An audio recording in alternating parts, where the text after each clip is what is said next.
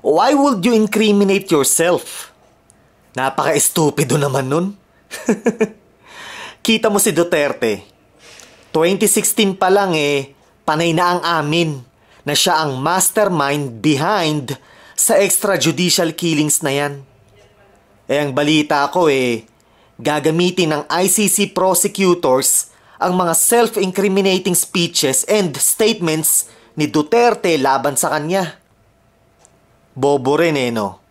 I mean, sinong bobong nilalang ang mag-i-incriminate sa sarili niya? Si Duterte lang. Bobo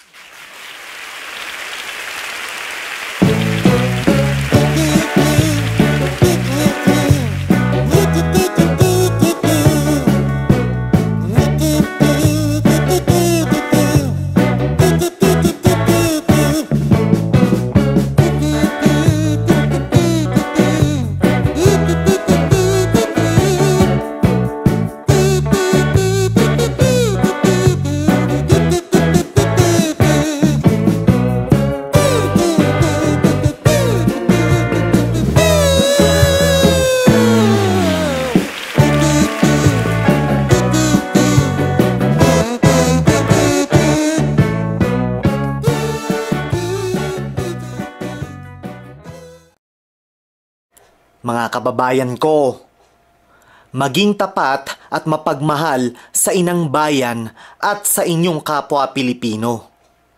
Hindi sa isang politiko o mga politiko na pilit kumokontrol ng ating lipunan.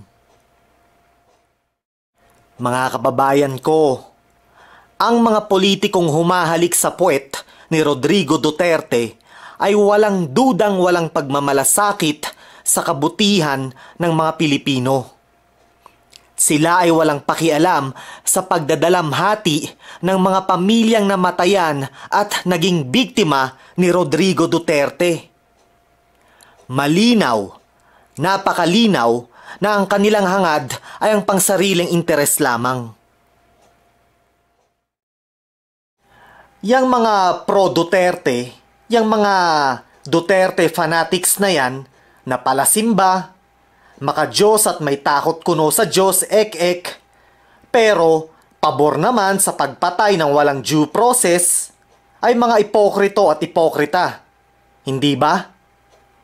Mahiya naman kayo? Ang kakapal ng mga mukha nyo.